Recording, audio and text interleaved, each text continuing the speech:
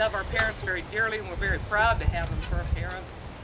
But we're also very lucky to have been exposed to such wonderful people on a continuing basis as a support staff and a backup group.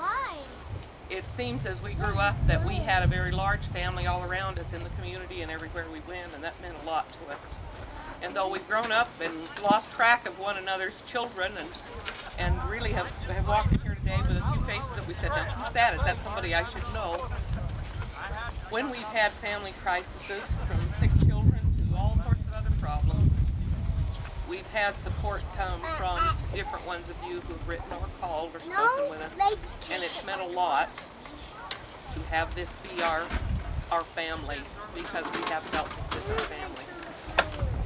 We've laughed together, we've laughed at each other, we've cried over a few things, individually or in small groups, but we've always felt the love and companionship of you, and we're grateful for your being here tonight to share with us again.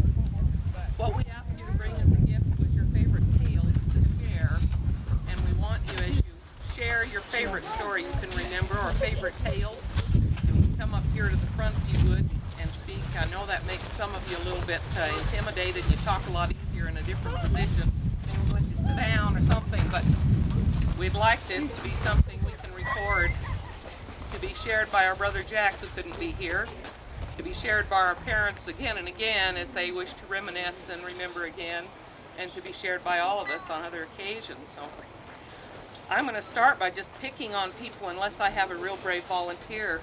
And it's real tough when I look out here because, I mean, if they had storytelling awards to be given in the state of Arizona, there couldn't be one picked out of this group. There's just too darn many of you that can spin a tale pretty darn good. And you have a lot of special things to share with us. But I'm going to ask Gary Hatch if he'll kick it off with a tale, and then he can pass it to another syndicate member he'd like to. And I appreciate this, and my family and all of us are richer because we've known the Owenses and shared their family and their love and everything, and I feel like it's one of those really choice things in a lifetime to know people like this. I might start. Sam? Where's Sam? Did you find a funnel? I'll just start out with the story that began the syndicate. And on that, I think Pete's got a different. I'll just begin this. Just after I moved up here some 40 years ago to teach school, and Wayne was one of the outstanding fathers of the community, so I learned a long time ago to kind of butter these people up. If you need somebody, you get with the people that have the most clout, see? And we played ball and everything together, but Wayne knew the San Carlos Apache Reservation pretty good, and the pig hunting and everything, and Pete talked up a pig hunt, invited Wayne along. Wayne said, no, I'm not going. And anyway, he said, fine, let's go, and talked him into going. They used to have what was the name of that shell? Sholo Supply. Sholo Supply. Bill Huso's had a gas station and a dry goods store and everything there on the corner. And they sold hunting licenses and so forth. So we pulled in there, and it was already after dark, after school and everything, and went in to get our hunting licenses. We gassed up and everything. Sam and I had grown up down there where we had a little thing going. We walked in, and there was a funnel sitting here, and one of the old battery, there's a square thing they used to have battery water in with a syringe in it, and you push that in. It's supposed to be, pure water, none of this tap water, and you put it in your batteries. And we just kind of looked at each other, and old Sam, and like this. And so Sam, he picks up the funnel and puts these pants here and puts the quarter on his head. Just as Wayne walked in, he tipped that in, and danged if it didn't go in the funnel. And I said, "You see that?" Well, yeah. Wayne says, "What's great about that?" I said, "Well, he dropped that in there the first time." I said, "Well, so what?" So Sam, he said, "Yeah, that's not pretty unusual." I said, "Well, I'll tell you what, I'll just bet you $5 bill you can't drop that in there." And he said, "Oh, you sure be." So he puts the funnel in there, and old Sam, he's got this water going all the time. And about the time Wayne got the quarter up there, he shooshed the water down through his pants. And Wayne, he goes like this. Whoop! That quarter ricocheted off that plate glass window like a bullet. Then Wayne, he says, "Battery acid, you dumb shit. And then it goes like this, and they had the doors open clear around the back. It's about a 3-acre deal. And Sam took off and Wayne right after that. Run through that thing, and I jumped over the counter right in there with the clerk. And when they come back around there, old Sam, he was running for dear life, and out the door he went. Wayne was losing ground, and he run up there, and Pete was standing there. And he said, "What are you laughing about?" Wayne, he said, "They're old pieces." I was standing there like that. "You guys take me home." "No, we're going hunting." "I wouldn't go anywhere with you guys." "Take me home." "Never going to go anywhere with you guys again. Didn't want to go in the first place." And we kind of went to soothing talking. There's 4 of us in this old Ford pickup. And Sam's, well, it wasn't new. It was a brand new Ford pickup. 1962 down through there. But we finally got him home, and he got him some changed his wet pants, got some dry ones on, and we had some memorable experiences on there that we can't tell about. It's not quite fit for this. But anyway, Pete Ellsworth, he said, "Well, let's just form a syndicate and kind of hunt on." He said, "When 2 or 3 of us vote to do something, let's do it." So all these years, when somebody said, "Hey, syndicate's going camping," everybody just pitched in and went. So there for years, Labor Day, Easter, and Christmas, we spent a few hours together. It's kind of interesting because we tell the same old stories and we laugh at the same every time. For how many, 30, 40 years, we've told some of them 100 times and we still get a laugh out of them. But I think Wayne, I know him a little better than I do Marge and everything, and I think that all his life, I think the real goal that he had in life was to become a bully. And worked at it, but when it comes right down to it, his heart's just made out of putty, and he just doesn't have the heart to it. And once you get to know him, you know, you just, "Oh, shut up, you old big ornery out." But when he gets his bluff in, you kids, you know, sometimes run chills down your neck, but he's just bluffing. Don't pay attention to it. All you grandkids, same deal. You just look at it, just pay attention. And I admire Margie. She's got to be a product of patience after living with him all these years. I don't know how she's done it. But we all love them dearly, and I hope we have 50 or 60 more of these. Just hang in there. I was really disappointed we didn't get a ride in the Model A, but other than that, it's been good. Thank you. Sam, why don't you come up? I shot, huh? I'm telling the story. We killed a deer that afternoon. Yeah. We headed to Out of season. Overguard. No. We headed over there to Overguard to get this deer. This putting 2 stories together right now. And we're spotlighting along there, and there's a fawn, but it was about that big. And I said, "Hatch, just hold that light, that deer's eye, and I'll catch it." "Oh," he said, "you can't catch that deer." And I said, "Well, just hold that light on him." Wayne was asleep down in the tent. Hatch, he held that light on that fawn, and I got out, reached down under, and grabbed it by the hind leg, and it just kind of kicked loose, but it only went about 8 or 10 feet and stopped again. Hatch had that light right in his eye, and I reached in there again and caught that deer by both hind feet. And I had arm around it, and Hatch got out, and we were talking. And we had a tent built down there this particular night, and Wayne was asleep in that tent. And I said, "Hatch, let's take this. We'll stop up on the hill, and we'll go down there. We'll undo the tent. We'll put this deer in that tent." And I said, when that deer goes over the top of his bed, I said, "You know, we'll probably best both die laughing. It'll be something that we can talk about." Hatch said, "No, we can't. We ain't gonna take it. Just turn it loose." And he talked me out of turning that fawn loose.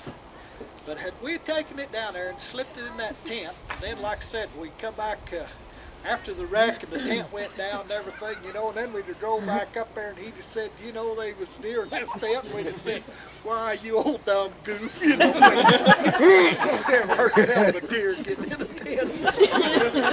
but that was that particular night. But on with this other story about when Hatch and I killed this little deer about 9, 11 o'clock at night.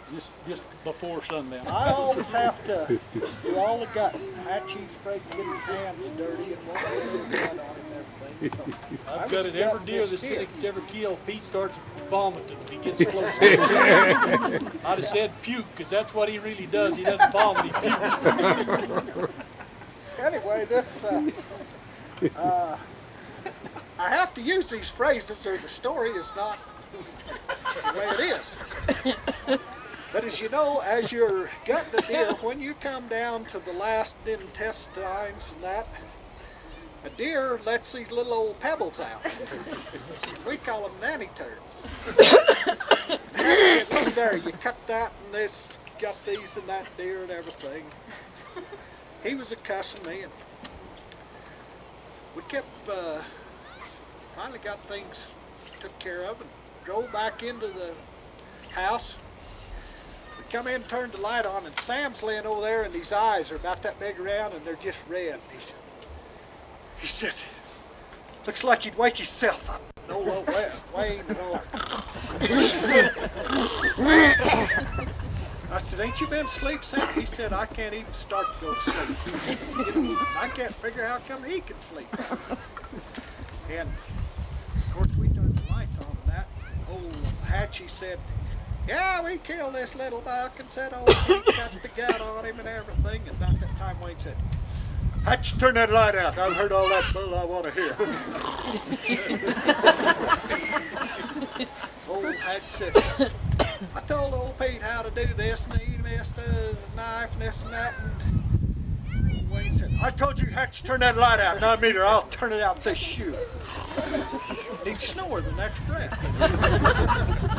Old Hatch went in the kitchen and had a can of fruit cocktail. He opened that fruit cocktail up. He was eating on it. And old Owen said, I told you to turn that light out. Old Hatch said, you ain't nothing but a bully. He said, and if you open your mouth one more time, he said, I'll put one of these nannies right down your mouth. He said, you get smart, buddy. He said, I told you to turn that light out. Old Hatchie's got a spoon with one of these grapes. This fruit cocktail. He just stood off. Old Owen's come up out of that bed, and he got a shoe about that long, and he grabbed that shoe and he threw it at that light. I told you I'd turn that light. But anyway, that's the story of spitting grapes. You can believe all that you wanted. That's a Kill dream. the other one? Hell, what of it? That's mule racing. Christmas and New Year's camping trips we always went on when the boys was little and they liked to go with us. They don't like to do that anymore, it seems like. We was down there to Gleason Flat. Ross and his boys was there that time. We got ready to go to bed. Wayne and Jack and Jeff, they went out one direction, and Ross and his boys in another direction. And you could just hear that snoring start pretty quick. Ross and Wayne, I mean, one over here and one over here. And sleeping out on the, well, Ross was in a camper with his boys, and Wayne was out on the ground under the tarp with his boys, and that tarp just going up and down snoring. That went on. Then we drove out of that camp. It was that same trip we went over closer to the highway. 7 miles. 7 miles, bedded down, and John, Ross's boy, come out of there about midnight. He said, I just can't take it no longer. I can't sleep in there. It was raining. We had flies put up to keep dry. But, Wayne is known for his snoring, isn't he, Marge? They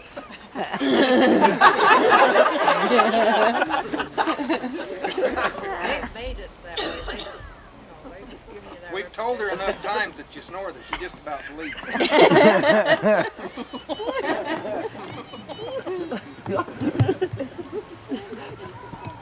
He never bothered me. Must be inherited, runs in the family, because Ross is good at it too. I don't want to take all this, but just one other story that's got to be told. We were hunting deer towards the end of the season one time. I had a brother-in-law lived up here, and Pete and I and old Bill Hunt decided we'd get him a deer, so we went out east of town in these cedars. And I had an old Jeep, and Bill come out of the house with this old Jap Mauser rifle. And, oh, he said, I forgot the bullets. I said, well, how many have you got? He said, I've got 5. And I said, well, you won't need more than 5. Come on. And we got him in that Jeep, and we went out here and bounced around all day, and we run right into 5 bucks. And I jumped up in the seat, and I shot. I said, I got that one, old Pete. He says, I got this one, bam. And then pretty quick I see another, and I shot, bam, I got this one, old Bill. He's sitting back there like this. I said, well, why aren't you shooting? And he said, well, you got that one, Pete got this one, and you was getting them so fast, I knew we didn't need but one. Anyway, we ended up with one deer. We didn't get all of it we thought we'd get. And old Bill, he went off and said, well, those bucks will be right there. So he walked over there and shot 5 times and come back. Did you kill him? I said, no. He said, I missed him all 5 times. He's standing right there on the left. And I said, well, why didn't you keep shooting? He said, well, you told me I only need 5 shells. We come on in that evening, old Bill, we about killed him bouncing around that Jeep. And I made a call up to Dwayne Owens's, and Marge answered the phone. I says, can I talk to Big Daddy? And she says, no, you can't. He doesn't want to talk to Gary Hatch. I said, well, what's the deal? He said, I don't know, but I'm glad my name's not Gary Hatch. Well, she hung up on me. I thought, well, what in the world's going on? So I called again. Marge wouldn't even talk to me, so I called Pete. I said, I don't know what's going on, but we need to go up there and find out what's wrong with Big Daddy. Get it down there and buy a Coke or something to find out. So we went up there and knocked, and he come to the door and said, I don't want to talk to you guys. But I'll tell you one thing. You boys are I'm going to get even. Wheel turns. Someday you'll get it. He told me, wait a minute. Pretty soon Pete says, I'll tell you one thing, Big Daddy. When we get to going, he says, you may get a sandwich, but I'm going to get a bite. He said, you know, they kind of stand there like that. We got talking, and anyway, we got him cooled down a little bit. I think he went down with us to have a Coke, and he's still all night just like this. We said, well, what's wrong? He said, well, you boys know what's wrong. Don't give me that crap. You know what, you know very well. And he said, you're okay. Did Wayne just tell us? I said, you know. Well, he says, you know, you was out there hunting where I was. No, we was out this. Oh, you lying. You weren't going to tell. I heard that Jeep go by. But Wayne had bought a new pickup. He got out there hunting, and he was hunting around there, and he'd heard this Jeep go by there. He thought, there's old Hatch and those guys. When he got back, he started up that new pickup, like this, and he looked underneath there, and nobody had cross-wired it or nothing, but it wouldn't run. So he walked on in, about 7 miles in it, or 9, something like that. But he was pretty angry the time he got there, and he'd already made up his mind that Pete Ellsworth and Gary Hatch had done that, and they're going to pay. Got a record and went back and pulled it to town, and they got somebody had taken a stick about this long and put down in the distributor and put the coil wire in on top of it, just enough to hit it, and I don't know how you ever discovered it. But anyway, by then, he caused such... Everybody in town had heard about this, and that Wayne was mad. And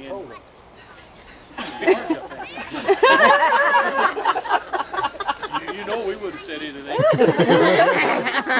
We kind of buttered things over, and to this day, and we kind of about half convinced him it wasn't us, and we figured out pretty much who it was. But by that time, they knew that, you know, it was their life. So they lied, we weren't nowhere around, it wasn't us, and I'll guarantee you, nobody will ever admit doing that, because to this day, Wayne would tear their head right off. Got out who it was. And we'll get talking about that laughing now, and he'll laugh a little while, and then he'll get thinking, those guys might have done that. He's about half mad at us.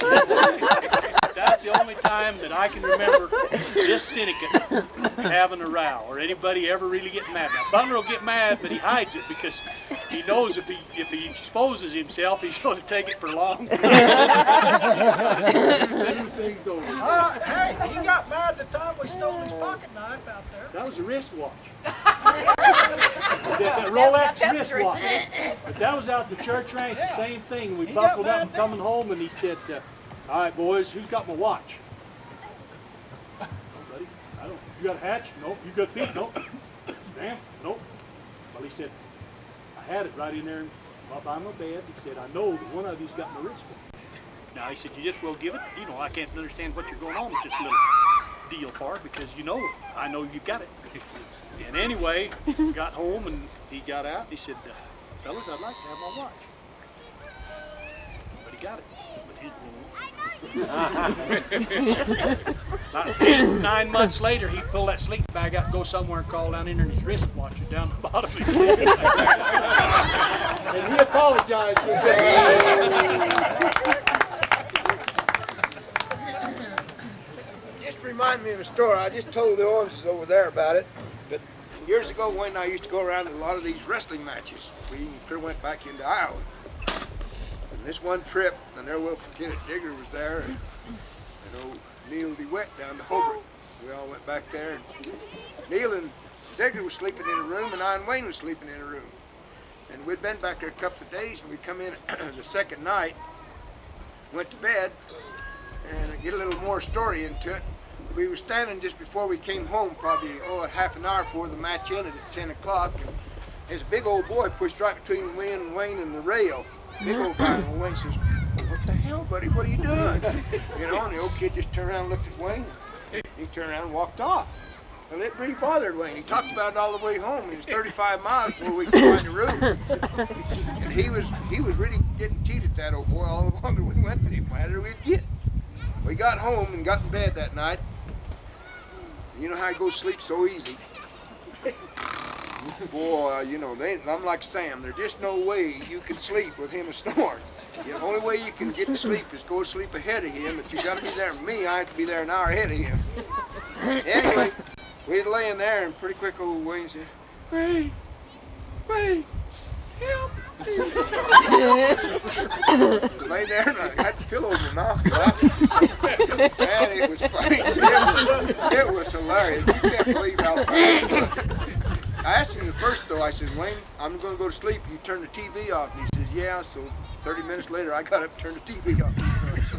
Anyway, this went on again, pretty quick again. Wayne, oh, help me. Please. Boy, I couldn't help it. I didn't laugh. I went to sleep.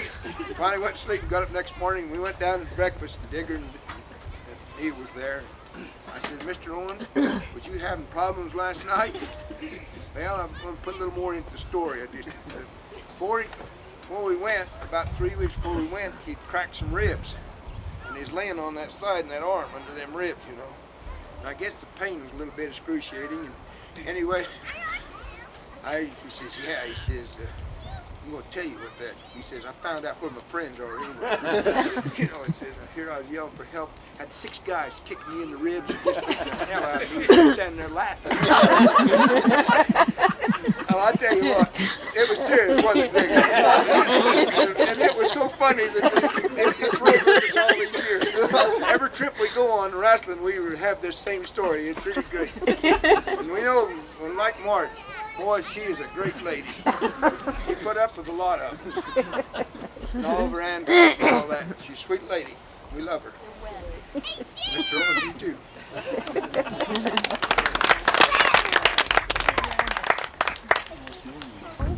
I don't want you guys to think that these years that we've spent has all been silly stuff like this. We have had a few serious moments. And I was thinking, it was 1955 when we moved back up here after Jerry got out of school.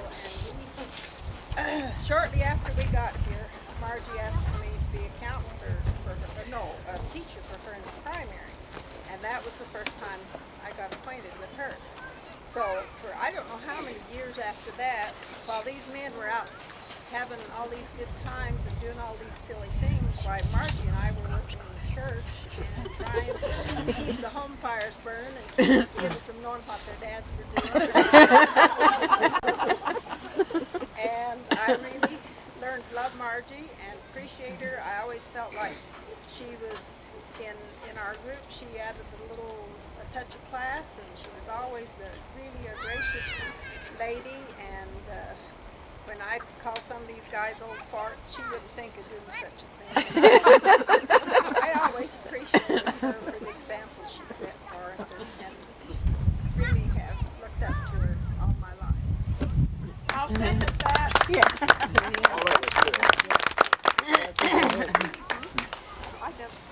It's like sacrament meeting. I've had the privilege of being there when he was not funning, and it wasn't a privilege.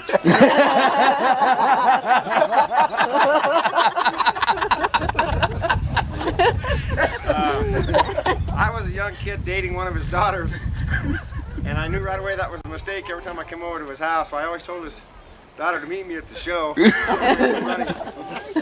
So I would hitchhike from Snowflake over to Sholo, go to the show, and on this one occasion I hitchhiked over and was going back, and she went home. I was out by the old Y hitchhiking, and she went home, and her dad said, "Where's that boy?" And again, you know, I didn't have a name. It was, "Where's that boy?" So Gene said, "Well, he's hitchhiking home. He can't be doing that." You know, that big heart came out, and so he went and got in the car and drove up there. And first car came by, you know, went by me, and the second car, third car, and everything. And kind of getting a little cold, and here this car pulls up and stops and goes down the window, and there he was. He said, "Get in." Holy cow! So get in, you know, and you know how nice he is, you know that. And well, get in. Yeah, go. So I'm sitting there. I think, you know, well, I'll break the ice here and say something nice. You know, say, "What's up?" And he turned at me and he goes, "I am." It was a long 19 miles.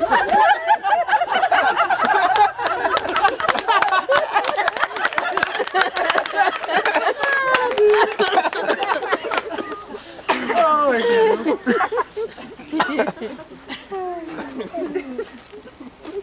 That's Wayne's nature. Pete was kind of raised with him, you know, being relatives, and they kind of growed up together in a way, and Pete knew him, and that's how we got acquainted with Wayne, was through Pete. We got getting ready to go on one of these hunting trips. I don't think it was on Sunday. We hardly ever went on Sunday. Pete says, they's at my house picking me up. Pete says, "Go and call old Wayne, see if he'll go with us." And what I knew of Wayne Owens was about like Digger described him. I said, "No way." I said, "If that old boy's not in the right mood, he'll jerk on that telephone and it'll pull me right on." I'm not going to call him. But that's the first time I remember of being around Wayne. I'd heard lots of stories, and I remembered when I moved to Shoal, we had a Chevy pickup with handles up on the cab, where I heard about these jackrabbit hunting trips, that they'd get in this old pickup and they'd go out hunting jackrabbits, and that was the handles they held on to while they were hunting. And I'd heard about Wayne, but I'd never met him until that day. Sometimes I was sorry I met him then. I've had a lot of good laughs. Just like Joanne said, I can't remember too many funny things with Marge, but there's been a lot with Wayne. Gonna be a lot more too. Amen. Ross, you got something we don't know about. Get up here. And I want you, all your Ross's. He taught me down there at EA 40 what years ago, and he hasn't changed a bit. He was an old man then, he still is. You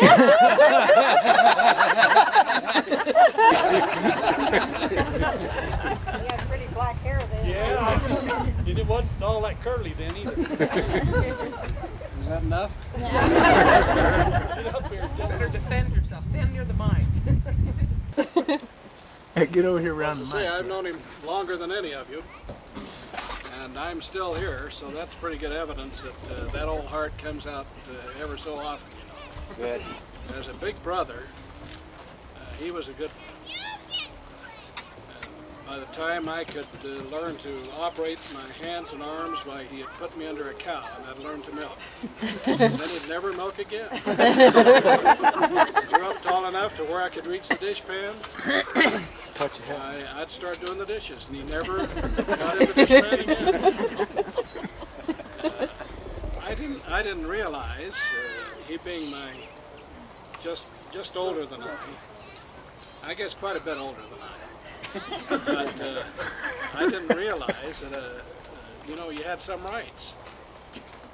And surely you ought to at least share in some of these things.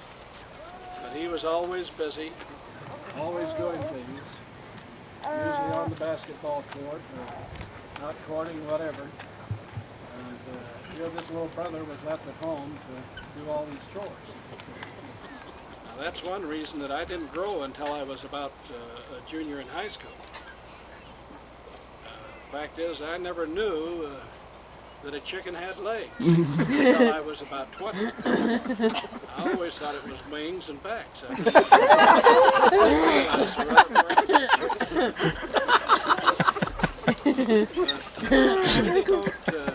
I might add this while I'm mentioning this, that Marge and I were in the same class.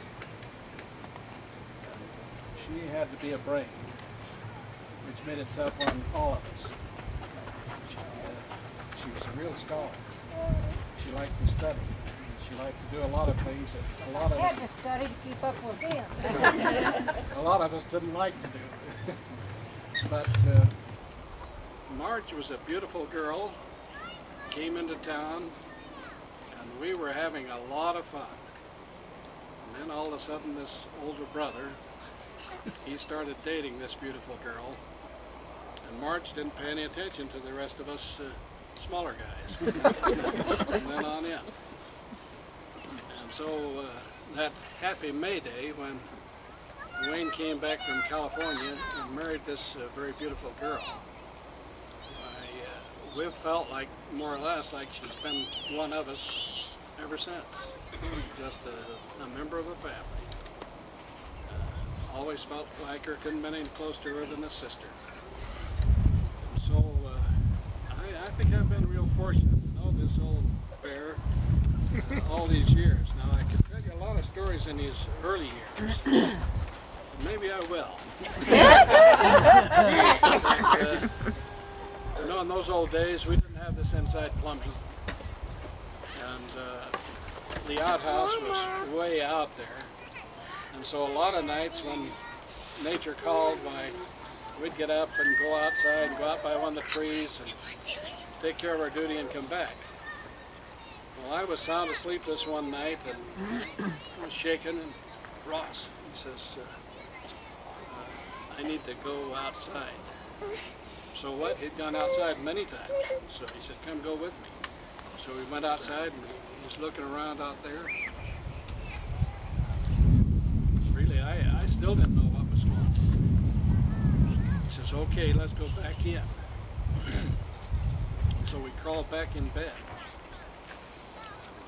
Hadn't been there over 30 minutes or something. All of a sudden, Wayne let out this yell, jumped on the other bed and says, I got him! I got him! Well, that brought the whole house up. He was having one of those nightmares. I think he thought someone was after him. The other brother had kicked a quilt off, and so he jumped over and tackled that guy. Well, we had a lot of fine times. I don't think our life was too different from a good many. But I can honestly say that he's been a great brother. Really pleased to have spent as many years as I had with him, knowing him, and being a part of his life here. And I want to thank you guys. You've taken me and my group in so many times, just as you have here today. And it's just been darn nice of you, and I appreciate it. Appreciate it, no man. I've had a lot of good times with you. I've had a lot of good times poked at me, and a lot of other things. It's been great, and I've really enjoyed it. So these next 50 years really won't be so hard. I think we'll get along with those a little better than we did this year. Put that down. Put that down. Put it down. Go put it back where you found it. Something that always interested me, and I know that none of my kids know it, and probably maybe even some of Margie's grandkids don't know it, but she was a licensed pilot at one time. Either Marge or Wayne or somebody, I'd like for you to tell your experiences in that line. Well, while he was overseas, over in England, patching up airplanes, I stayed home and learned how to fly one. So when he came back from the war, he used his GI training and learned how to fly also. Then we flew together for a while until Jane came along, and that kind of grounded us.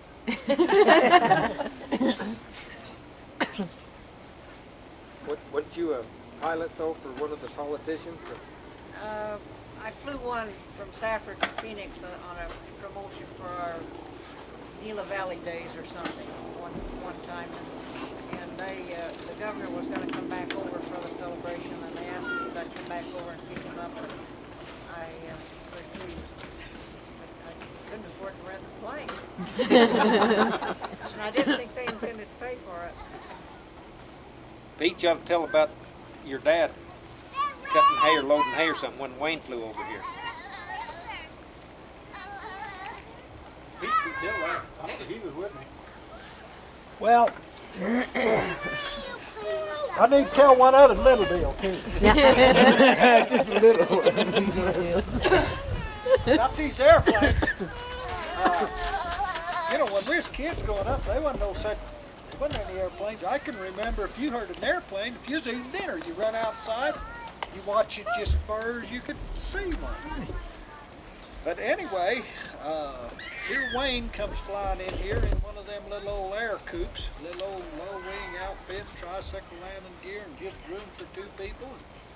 So, you know, all my life I've been wanting to take a ride in the air. I never thought it would ever happen, but it would be possible to.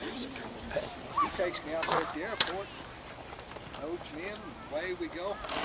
And when we come through this canyon right here, it's a good thing probably that this building wasn't here then. And my dad and Uncle Ab was right there in that field, this is the first field, of loading hay. They had a wagon there, and when we went over that load of hay, we probably knocked about half of it off. Uncle Ab, he roached back and throwed his hat at us like that. And there was 2 big cottonwood trees right there by my folks' old home. And when we went over them, we just shook the top of them things. But that was my experience as riding with Wayne in the little airplane. Had I know what I know now, you know, it's like I said, I always thought a feller had to be brave and everything to be a paratrooper. Hell, if I'd have just had a big umbrella.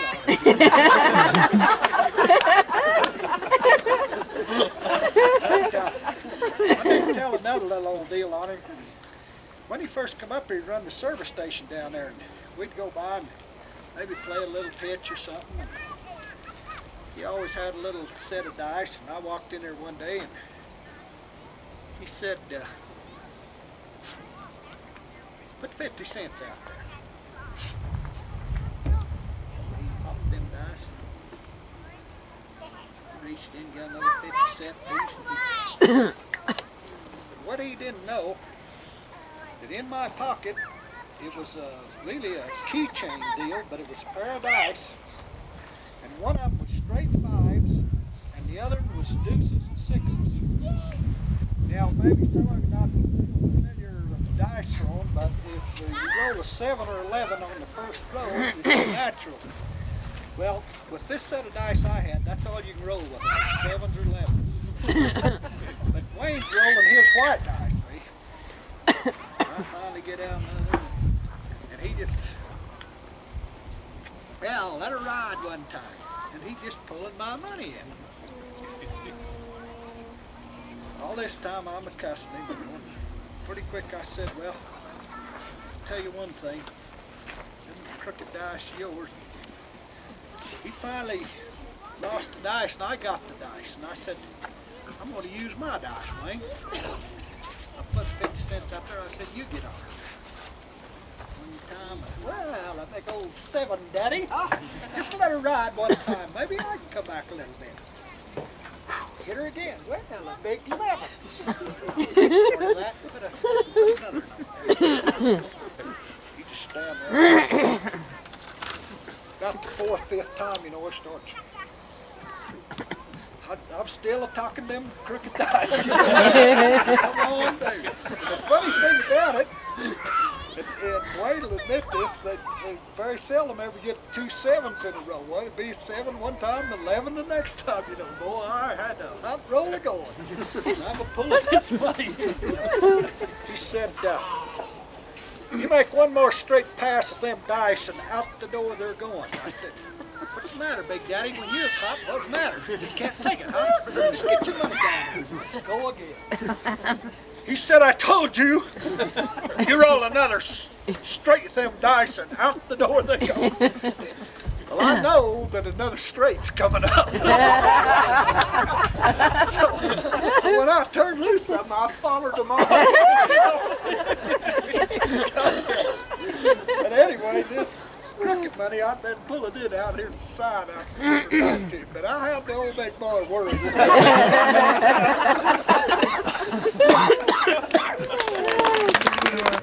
Ever since I came to this mountain and met these 5 guys, I've had a gang against me. I don't care what it was, playing pitch or what, they'd slough each other. They didn't care who won as long as it wasn't me. Whenever they'd go to do anything, they'd always say, what should we do? And I'd say, well, can I have a say? No, what do you guys want to do? So I followed them. One time we went down pig hunting and they'd gone down and bought me a nice, or Margie had bought me a nice, one of those winter shirts, plaid shirts, brand new. We got down there to Salt River, and then we started arguing where we was going to camp. And Hatch and Pete got me stretched out in the cab of that pickup. One of them had my head on one side, and the other had my legs on the other side. Twisted my leg, the other one twisted my head. Finally, they got me out on the ground. They broke my neck. It's never recovered. But they got me out on the ground in them foxtails and wrestled me around until I had to throw the shirt away. You couldn't wash it or wear it or nothing. It's full of foxtails. You call it wear. I never could convince them that they owed me a new shirt. All the time, you notice when one of them's doing things, there's somebody helping him. Just, well, I'm not going to say it, but they always remind me of some other people. Clam up on you and just work you over. I always figured I was an old man anyway, and then it took 2 of them to work me over. I'm not going to do it by myself. Come on and help me, guys. Because I tried to stay on the straight and narrow. When they'd go out poaching, I'd go to bed. They could kill a deer in the daytime. They couldn't see his eyes flashing with the light. They'd never see one. But like Sam said, the next day, when they got us in the pickup, they said, well, we got a couple of these, we got the tag, and Sam pulled out his tags. Well, I've been on these trips before. Which one do you want me to tag? This one like this one, I don't know how long. We got down there pig hunting one time, and it was kind of tough hunting. And we drove the pickup, came back off that big ridge and drove the pickup down the road there, and it's tracks for herd of hogs going right across the road. And Hatch bailed out and says, you guys follow the tracks, and I'm going down here and I'll try to head them off. Well, if you've been out hunting with Hatch, he'll use you for a bird dog out there. Anyway, we caught up with the hogs and had a party right there, and by the time we finished the last one, well, here come Hatch over the top of the hill. Go down our ways, Got down there and all them hogs was dead. They're right there. They says they're right there. I says, where? And he says, but I think they're all dead. I'm spitting blood. Another time, we'd hunted hard for 2 days and hadn't found a track of a hog. One day we walked out on a mesa and looked way off down toward Salt River, and I could see something down there about the size of a fly just moving down on that ridge. Couldn't tell what it was. I forget who was sitting there with me, Brother Sam or who it was. I said, I'm going to shoot down there and see if I can disturb that thing as far away as it is, that old Hot 6. And I pulled down the shot and looked like every rock on that mesa run right down in the draw and then down into the big canyon. So we got them all together and I said, you guys take the pickup and drive down around there and come in on the road and I'll drive those hogs down to you. I'll go down off this ridge and drive them out. And we got down in the bottom of that canyon, little old trees about that big around, just thick as hair on a dog's back. Just terrible to try to get to. And finally I got down where they run in off this little ravine and looked back in there and all I could see was a pig's eye just opening and closing. You sucker. I pulled down in there and couldn't look through the scope because it was too close. All I could see was just eye. So I sighted down the barrel and shot, and boy, hogs just went everywhere. Of course, these guys had given me the signal they was ready down there, and one of them sitting on this ridge, and one on this, and I drove them right down to the canyon. And when I worked myself out and got around there, where's the hogs? Sam says, I think I wounded one, but they killed them all. Anyway, we've had some real good times, I can accept being picked on and all this. I have to now at my age. They do a lot to help me. Do a lot to help me, old man, and I appreciate it. And I want you women to know that I've appreciated you and your children. I lost track of a lot of these younger ones, though. But we've had some wonderful times. They're very enjoyable. I'll assure you this, that you're just like family to me. I hope I'm not intolerable to you people. I still think of you as family, and that's the way I want it to be. And I thank you very much for your tolerance. I love you all.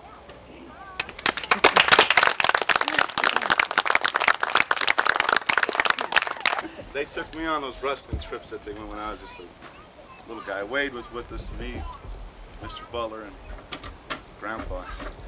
He always talked about, he'd tell us like when he was a young guy and he got in a fight at the carnival because some guy cheated him and stuff like that. I just thought, you know, I knew he was a mean guy from when I was little. But anyways, we were waiting in this line to park at the Coliseum. We've been in line in Mr. Butler's motorhome for like an hour and a half waiting to park.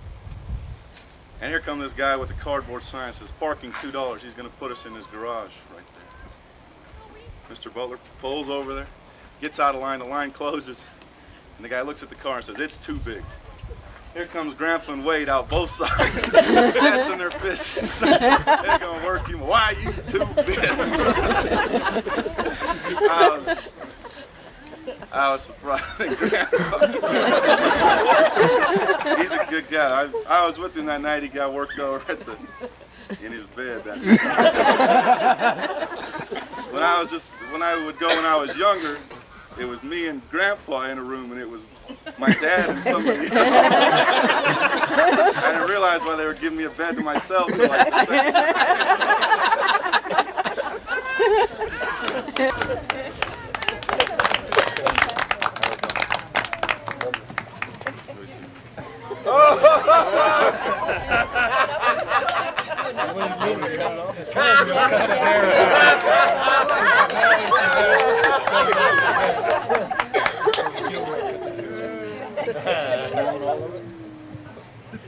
Okay, there's not much of it left.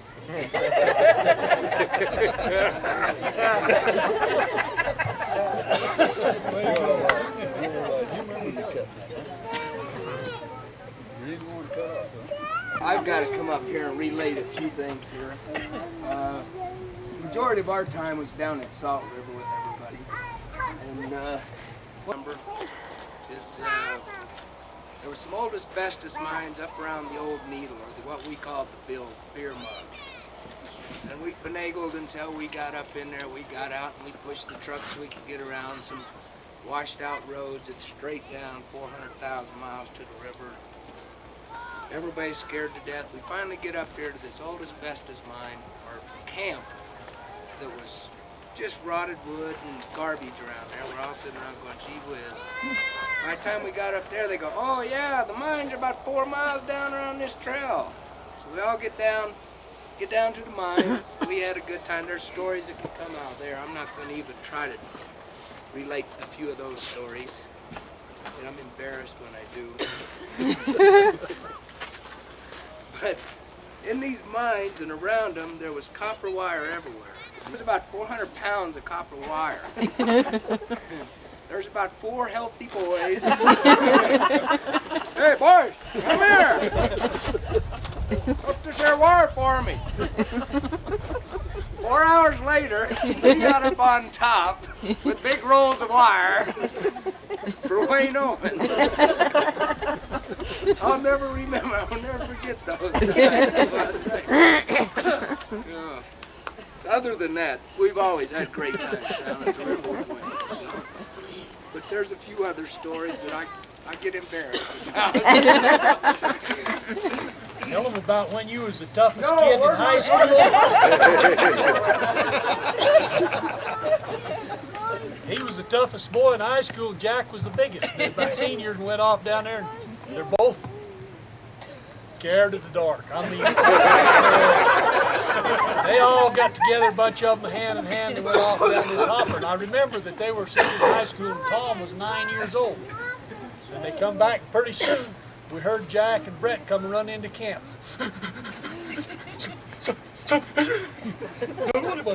Before they got up around that fire, about 15 minutes, Tom come whistling in there. He said, "Did I scare you boys?" Well, he'd been laying in the ditch, and when they come by, he goes, "Burr, burr." Well, we got talking about being afraid of the dark, and Jackson Bailey says, "You know, I'm not afraid of the dark." No. They shot up all their shotgun shells, so Sam says, "I'll tell you what I'll do, Jack. If you walk down there by yourself, about 75 yards is a metal hopper down there, and just pound on that, I'll give you 2 boxes of shotgun shells." Okay, and he got out there in the edge of the light. He come back, stood around there a minute, and he said, "Well," he says, "I know there's nothing out there, but there might be." That's when Brett was the toughest boy in high school, Jack was the biggest. This is why we were scared of the dark. When we grew up, as children, we had this game where we would turn off all the lights in the house and Dad would come looking for us. And so we would run and hide in various hiding places, and then you could hear him coming because you could always hear him breathing. That was okay because my brother breathed like that. Follow wherever my brother was, and I could hear him going. And I know if I could hold my breath when I heard him coming, I was safe. But that's why we were scared of the dark. He always hunted us in the dark. Not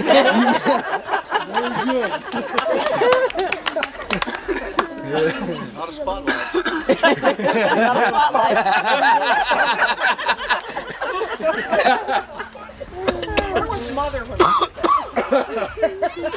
sitting in the dark? Probably off at a primary meeting. He was doing the babysitting.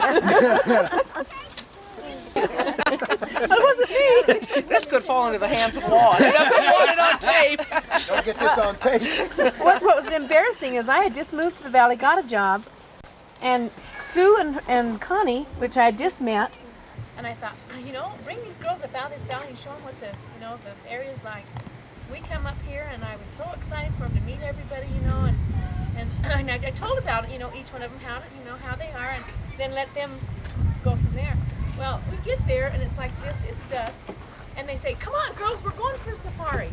I didn't know what we were doing. We jumped in the back of the truck and down off the hill. First of all, they drive across the road, cut this fence, and I'm going, what are they doing? And I'm thinking, oh, these girls sit in the car, and I'm thinking to them, I don't know these girls very well. I hope they're doing whatever is right. We cut the fence, drive through, fix it back and keep on driving it. And I'm thinking, when are we going to get there? When are we going to see any eyes? We never saw any eyes that whole night. And they drive and drive and drive until it was just cold as cold. We finally get to this place and they stop. And we're all looking out, and everybody, all these guys are hustling everywhere, you know, and I can't see a thing because it's pitch black. And I keep looking and looking, and Connie and Sue are going, how are they doing? And I thought, I don't know, we're just on the spot, we're looking for eyes. And we get back in the truck, and the guys shove everything in the front. So I don't know what's in there. And we're freezing by this time, you know, flatlanders come up and you freeze. And they turn the truck around, and I'm thinking, we didn't see any eyes, we didn't shoot anything, why are we here? Nobody said a word. I mean, it was mum. So we turned around and got back and came through the fence again, undid it, and went through and camped the next day. And then I thought to myself, we got back. And they said, oh, well, we didn't see a whole lot. And I thought, I hope these girls had a good time because this is the first time, you know, I ever bring them up. And I'm thinking, that was a good safari. We didn't see any eyes tonight, but we sure had a good time. Next morning, find out we went down and got some turkeys that had been killed during the day. And I didn't know what was going on. And I've been reminded of that story quite a few times. Yeah, we'll go with that Butler girl. She takes you to have a good time. Watch out for the law. Cutting fences and getting... This one time that we were talking about, we went down, was bear hunting. And we had our shotgun just in case, you know, and we got in this bunch of turkeys. Somebody shot one of them, and I chased one off over there, and he went into a bush, and I caught him. Brought him back. Wayne said, what are you doing with that turkey? I said, I caught him over there. And he'd been yelling at us for shooting turkeys. And I think LaMel had killed the turkey, but anyway, I said, I just caught him. He's not shot. Looked at him, well, he just pulled his head off over there. And anyway, we was going on up the road, so Pete said, well, let me stay here a minute. I handed him a turkey call, and we went on. When we got up there here, the turkey call was in the back. But we giggled. We thought, oh, Pete's going to be down there for 4 hours. What he called his coat? Turkey called his coat and everything. It was getting cold. This was the latter part of September, and when we got back down there, he's sitting on a stump. There's still a few mosquitoes. He's going like this. Where you going, Bill? He went to griping at us. Drove a turkey call. Hatch, you heard me yell at him. You drove off. I could see you. You knew that turkey call. That's all right. Get in. Well, he said, wait a minute. So he went over there and he started throwing these turkeys out. 1, 2, 3, 4, 5. Got on up. We started, what in the world are we going to do now? Anyway, I think he killed 11 of these little briars. And I said, well, the only thing to do is wrap them in that tarp. And if the game commissioner, the game Indians catch us, one of us just jump out and run with them. Okay, that's a good idea. So we got them all in that tarp and bundled them up there and kind of tied a deal there. And I pulls on it, pulls a little more. Somebody's going to help me load this. It took 3 of us to load them in. But we stuck them in there and we came down around that Font Ridge where we was. And we come down through and the evening star just on the horizon. And old Wayne was on the outside, and he says, fellers, I didn't have anything to do with this, and I'm not going to jail for it. He said, if anybody stops us, he says, I'm just going to get out, and I'm going to walk home. We'll meet you over there, maybe along the highway or the shoulder. He said, Dale, you know, you guys will be in jail from now on about this. So we saw that evening star, and he says, a car! He tears the handle off the door and jumps out and starts running. But then I'm thinking, it is a car. My heart starts giving it this. All of us kind of give it that. And somebody said, that's just the evening star. And he's still running. We yell, hold it, Wade, hold it, come back. But we brought those home and had a good cookout up here on the old pit right up there where the Walmart, those doors So are. he took them right down there to Uncle Whit's meat house. He was back in the he had a big truck. A garbage can full of Cutting them and putting them in there. Uncle Whit come walking in there. I don't know how he ever saw us, but he come walking in there. For some reason he blamed What Hatch. in the hell is going on? Look, Paul, old man said, they ain't afloat. He's trying to push them turkeys down there. I'm going to give you 5 minutes to get this junk out of here, and I don't want to see a feather or nothing when I come back. Yes, sir. He says, Hatch, I've taught these boys by precept all my life, and here you've ruined everything I've taught them. They followed him around doing the same thing all his life. But he made a believer out of it.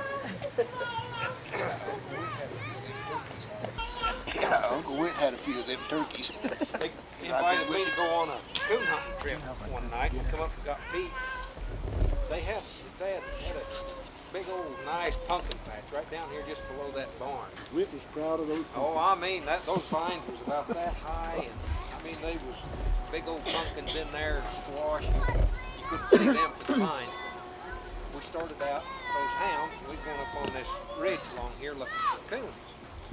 Come up along that ditch, and those dogs went off into that pumpkin patch, and pretty quick, yeah, there's a coon in there. Boy, you could hear them stems of those old big pumpkins a popping, you know, and them dogs are just going through that thing. In about 20 minutes, that whole patch was laid down. Every leaf was broke. You could see every pumpkin just, I mean, it just mutilated that pumpkin patch. He said, oh, that's all right. But I knew it wasn't all right with Whit Ellsworth. I think it frosted a few nights after that, so they wouldn't have grown much more. But I remember I really expected to get chewing out over that. I called him, apologized about that, and he said, yeah, Hatch, he said, the only fair thing I can think about, he said, I spent all summer working on those things, and he said, I know that my boys are just as responsible as you, and I think he should pay his fair share. But he said, I think the only fair thing to do is call the county agent and get him up here and assess the damage. You boys could take care of it any way you want. Of course, the whole time he was laughing, and I run up here and went in the house and went talking to him, and Blanche was saying, oh, Hatch, don't pay attention. He's just kidding. I know, Mr. Owens, Mr. Ellsworth, whatever you know, we'll be fine. And old Whit, he just kept going, and Blanche, she was just scared to death. Now, Hatch, he's just joking you. The county agent never did come. That same trip, though, we went on up here on this, where was that, Pete, where we caught the coon? Right down there? In the rock. Anyway, caught this coon. Hatch, he wanted to take it home. You know, he's going to train his dogs with it. Pete, he had the coon, and Hatch says, you hand it down to him. He hid down below the rocks. Pete held it out over there to Hatch. About that time, that coon turned loose, and Pete Hatch down below it. That's right, except I was the one handing it down. Try to get them, get up there, and they're scared to reach in there and get him.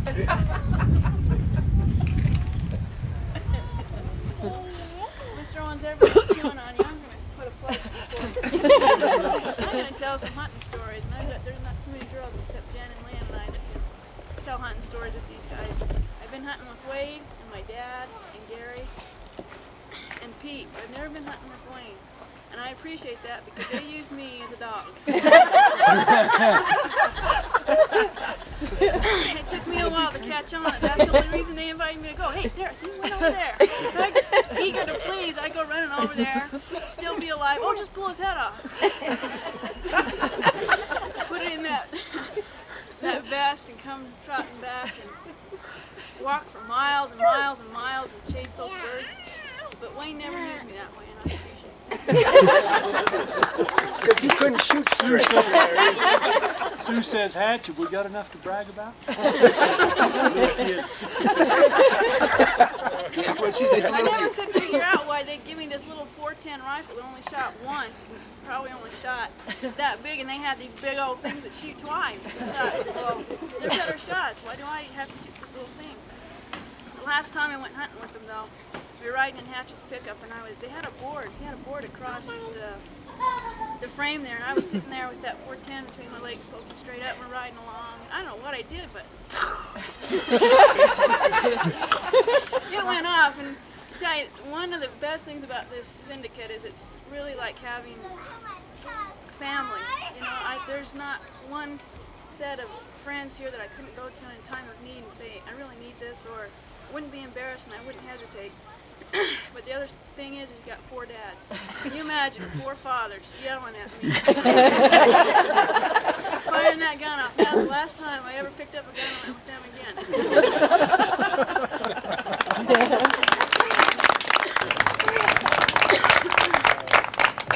The only time that they ever yell at us is when you play pitch with them, you don't know what you're doing.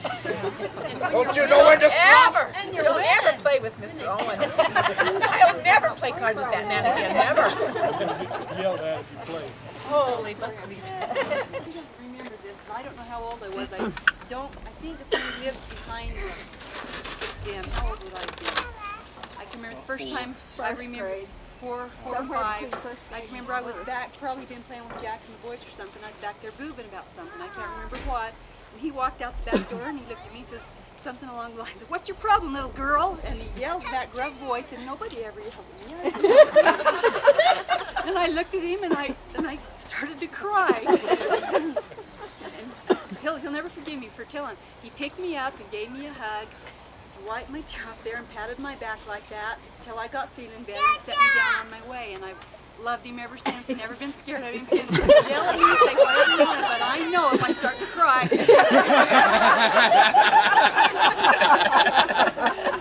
So, there you go. And I have to just tell, my mom reminded me about this. I can remember when I went off to college and the roommates would sit around and talk and we were a little bit homesick, and I'd start telling a few of the experiences we had as a group of friends camping, and nobody ever believed me.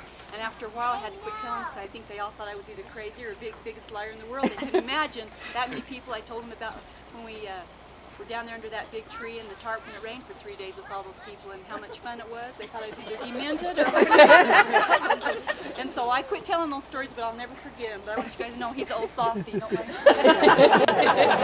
I love you.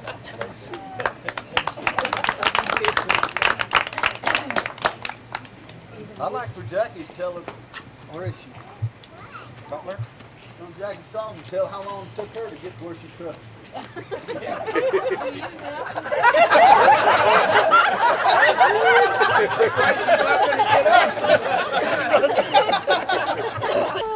She never figured you out yet. No, I'm not afraid of him anymore.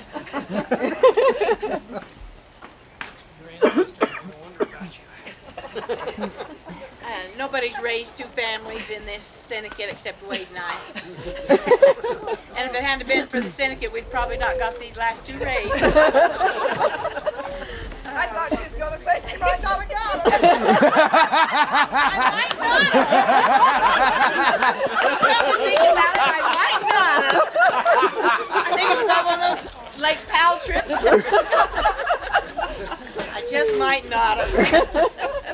Oh, but they've been such great parents, and it come to us, I think, this weekend when Pete sent the card to Cole and reminded him about how he should stand Right. to learn to bat, because when he was little tiny and we went to Cherry Creek one year, he was instructing him on how to be a cowboy, and so he just reminded him, and that's been probably 15 years ago. He was probably 2 or 3 years old when he was instructing him on how to be a cowboy, and he reminded him this weekend after his success in playing ball that he should stand with his feet like he told him to be able to hit the ball. But we've had great parents raising these kids of ours. Our first ones, like Brett said, when they camped at Christmas time, they always took the boys with them and camped down to Salt River, and they had all those great stories to tell, and we always had to stay home. And finally, I think Leanne and Susan here were getting tired of staying home. They liked to go as well as the boys did, and so they talked them into letting us go at Christmas time, and they finally got to be 2 or 3 times a year that we camped together. But they've sure been great parents, and we're sure glad that they were there to help with the last. All the ones at the first finish help raising them and get the last ones on the road, and now we've got all these grandkids we see, and our families are getting bigger and bigger, and it's been great fun. Marge and I always had to stay home when they went on the wrestling trips. They finally let us go one year, and we had a great time. we got to go to Corvallis, and it snowed on us, and had all kinds of funny weather, and we picked daffodils that Wade and Wayne sat in the San Francisco terminal, and they were tired and they looked cranky, and I wished we'd had a picture of them. Each of them had a great big pile of daffodils by the side of where they were sitting on this little bench. Marge and I were out shopping in the terminal, I guess you'd call it. Here they were sitting with the daffodils that we brought from Oregon to bring home, and they lasted quite a while. You could pick them up there just anywhere. We were out cutting them, wild ones. They stayed. Well, we've had great times. I just want to put my 2 cents worth in for all the great fun we've had with these great people that we've associated with all these years. And we thank you. You didn't have to stay home, you got to. Oh, yeah. You too. I think we took BettyJo and Margie with us and the boys one time pig hunting down there at Salt River. Probably to cook for you. Al, you hear me out. As soon as we got there, it started snowing. And we went on hunting. When we come back, they had a bonfire there and had the kids all wrapped up. How long are we going to stay here? You want to go home? Yes. Okay. That was the last time they asked to go on a pig hunt. Yeah. Them Indians had blocked the road off. Remember, they had a road block there. We went around and told them, you just leave her up. That old kid was working the road. We was down there all by ourselves with the road blocked. They couldn't nobody come in and get us or nothing. We had to, and just because it was snowing a little, all they think about is that high water. We got to go home. I come out there in that snow. Yeah, you bet. I know we thought we was going to leave old Pete down there one night when Gary got him bluffed up there on that ridge. Getting dark and how the hell do you get off here? Better go back to top and come around on the road. I can see him staying there all night that night.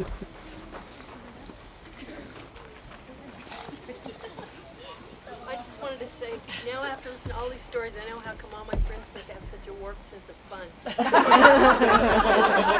I just don't understand. But I did want to say one thing about Margie when we were little. I think we lived over where Hughes bought that house. And I remember a big trip for me was walking all the way, it's probably a block from back where they lived, cutting through everything. And I'd stop at this one lady's house and give her a cactus so she'd give me some lemon drops, and I'd go down to Margie Owens because they had big kids.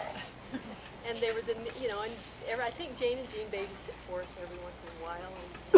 And it was just the neatest thing to go to their house, and I always, except for Wayne, And I'm kind of disappointed because these little kids don't seem to be as intimidated as me. Getting soft. He just scared the heck out of me. And I always appreciated.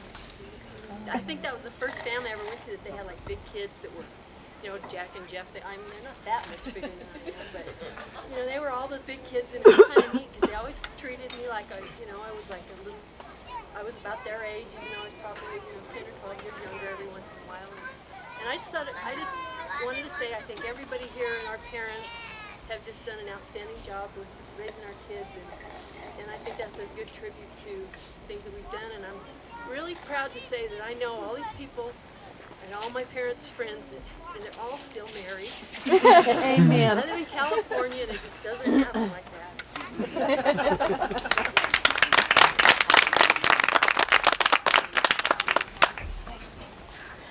I just want to say something about my favorite uncle. I wasn't afraid of him. And he didn't scare me. And I can't remember a time that I didn't see him that the first thing I didn't do was go jump on his lap or jump on his back, or it didn't matter if he sat down in a chair somewhere, I was on his lap. If he went to lie down on the floor somewhere, I jumped on his belly. And it wasn't that I was afraid of hearing him laugh or hearing him yell, because he never yelled at me. He never made me cry. But I wanted to make him laugh, and that was the one thing I couldn't do, because he had that ability to look at you and give you that stare and not break a face. And I knew he was holding it. I knew he wasn't mad, but my goal was always to make him laugh. I learned where to find my dad's tickle spot early, but I never did find it on Uncle Wayne. So every time he'd come, I was digging in his armpits, or sticking my finger in his ears, or his nose, or if he'd snore, I'd stick my finger down his mouth. And he never got mad, he never yelled, so I obviously wasn't afraid of him. But I remember one time in particular, we had a big bonfire going in the backyard at their house, and we had to wait until Uncle Wayne got home before we could start grilling the hamburgers. And we had a big pot with the corn on it, the corn on the cob, and I was waiting for Uncle Wayne to come home.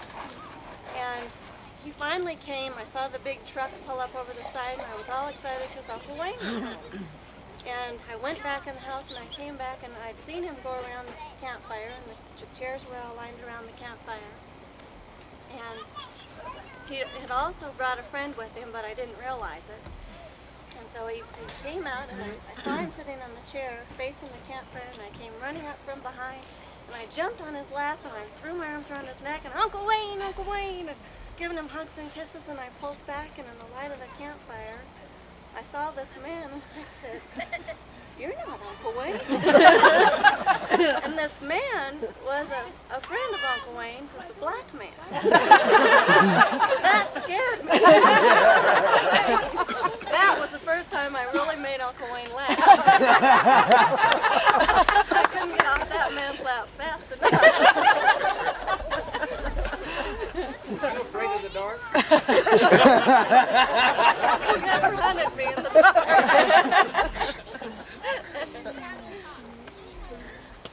I think the scaredest I ever was. He had the biggest, meanest dogs that ever lived in this town.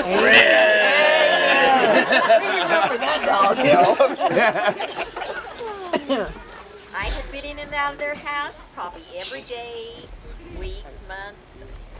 I was just part of the family. And I had Flynn with me, and I had on a big army jacket, real big puffy one.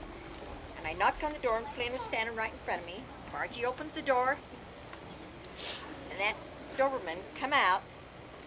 I threw my arm up like that, and that dog grabbed me right there. And I just fell in on the floor. And if you've ever seen a big girl cry, I just laid there and bawled, and poor Margie, she was so frantic. Here I am on the floor, and Wayne's trying to get the dog, and I've never been so scared. Unless it was of Wayne.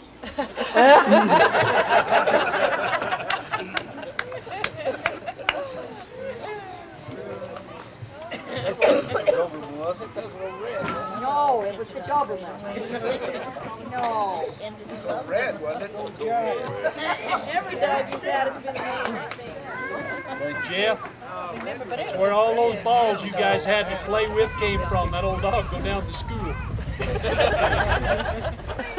He never owned a dog until his daughters got old enough to date.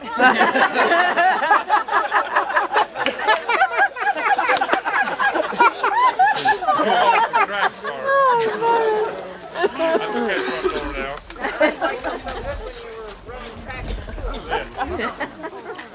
That brought to mind another story. I mean, a true story.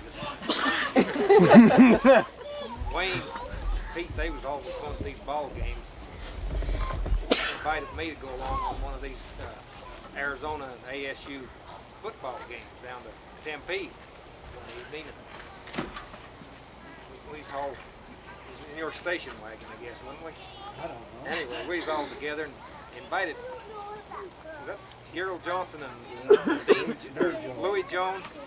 Too bad Sam's not here to hear this. This is probably the first time he'd ever heard the story on his dad. But anyway, we went down there at this ball game, sitting clear up in the top of the bleachers there. And they was warming up down there, and they was kicking this football into the end zone, you know. And this old kid that was selling concessions, one come over and went out where he was walking around, so he just went to make off with the football. He gathered that up, put it under his arm, and went out around.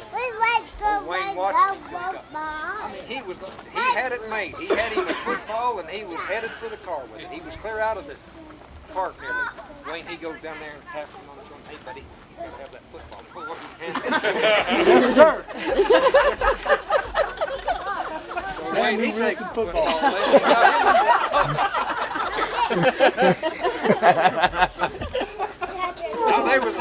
There was a lot more to that trip than just that. But, I don't know where those tickets came from, but they came out of Ross Owens' office. I don't know if you ever got investigated or not. We had fun.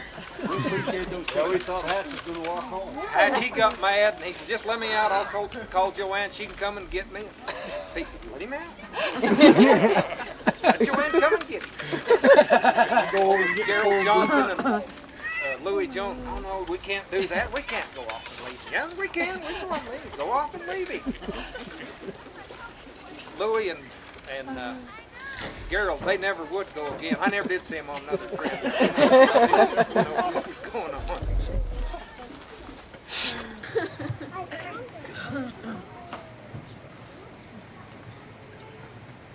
Well, I'll tell a quick secondhand story. Our daughter's working at Sears now, and she met a gentleman there the other day, and he's an older gentleman, and he works for APS. So she said, "Oh, my grandpa used to work for APS. Did you know Wayne Owens?" And he said, "Gosh, I've never met him, but there's still stories going around." In fact, he says there's only one guy left that actually knew him in person, but we still all tell stories.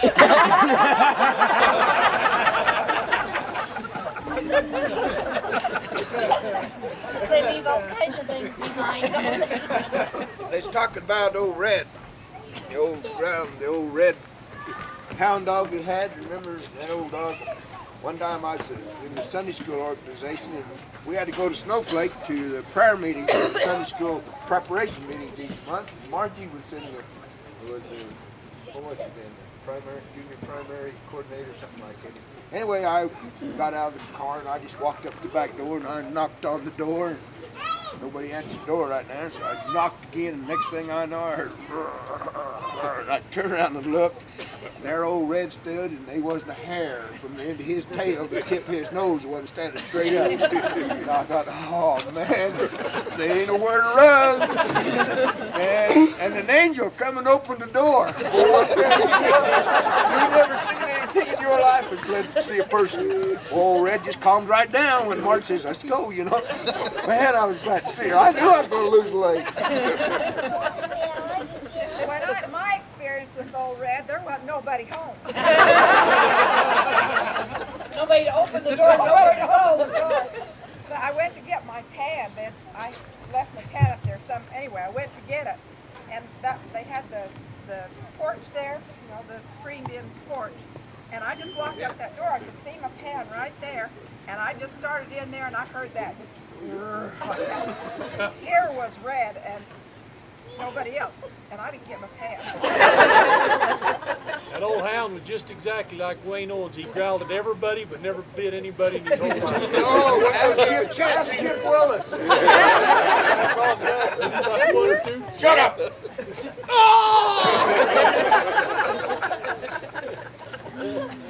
I'll tell you about that dog. Oh, shut up, Red. You know, the kids had a little dog.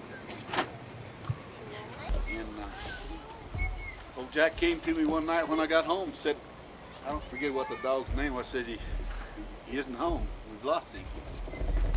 2 days later, I just happened to come by the dog pound, and there that dog was over there in the dog pound.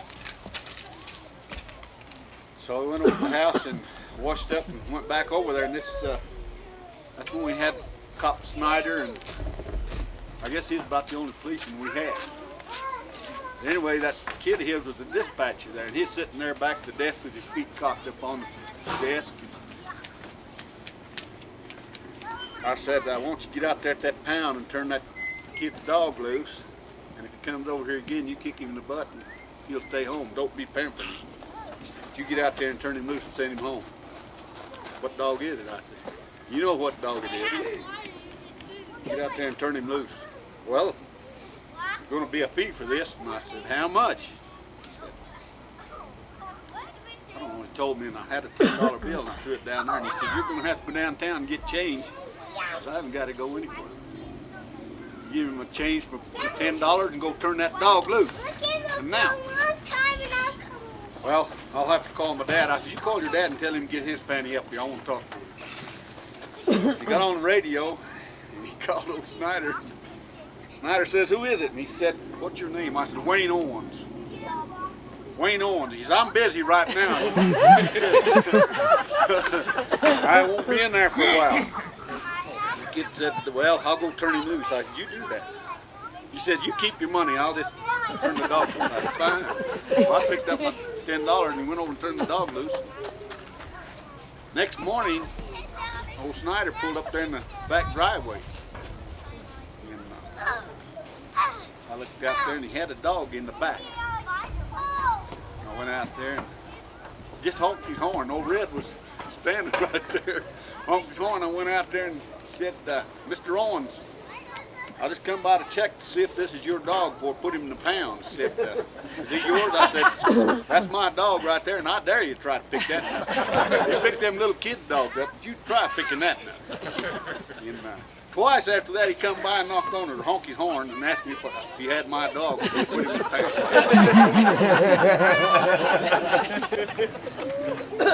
He's a good dog. I finally had to have a man put him away. He'd go down to the market and get a bone every morning and come back with it. And again, old Snyder come to me and he said, Mr. Owens, you're going to have to pin your dog up. I said, why do I have to pin my dog up? He said, the big businessmen downtown are complaining about it. And I said, just who the hell are those big businessmen? Well, I can't name any names, he said. But he'd go down there back to King's Market every morning and get a bone and come back. He's coming across the highway there one morning, an old kid hit him and broke him down, kept him around there for a few days, and finally I had to get Sam to come and get him and haul him off while I was gone. I couldn't do it. But I come by him. We came home one night in a terrible snowstorm. I mean, it's terrible. There's about 6-8 inches of snow on the ground, and these two old hounds were out there at our garbage, trying to get into our garbage can. You can count every bone on it. So I went in the house and got a couple of cans of dog food, give one to each one, and all it was just, you know, and it was gone. Next morning I got up and they're still there, so I looked at the dog tags on them and I called over, what's that old kid's name out back to the state yard that had that now? So I called him, Cowboy Brown. He says, I'll come and get him. So he came over and got him. And about a week later, old Red came back. And I called the guy again. He said, you keep the son of a buck. He won't stay home. I said, okay. And I got him back where he's fat, and he's just as honest to me as the day was long. Like Jackie and those guys say, he was very protective of that place. The kids had old Willis, old Kip Willis. They played with him. Well, Jeff made rockets with him and everything. But when there was no one home, no one got to the door. He came over there one day and Jeff was inside and knocked on the door, and old Red growled at him, and old Kip said, "Oh, go lay down." And that dog jumped and grabbed him right in the belly. Okay, Red, okay. He was up at Pat George one day, their cat was on the porch, and Betty Nicholas went there to do a risky teaching, and she said something to Pat about the dog out there. He said, "Oh, that's not our dog, that's the Owens' dog." "That's old Red." Scared to death of him. When he was away from home, he was real gentle. He wasn't, lost all that protective nature. He was a gentle dog away from our house. Well, you guys got any more to say? We won't freeze the rest of these people out. You might want to move over there around the fire.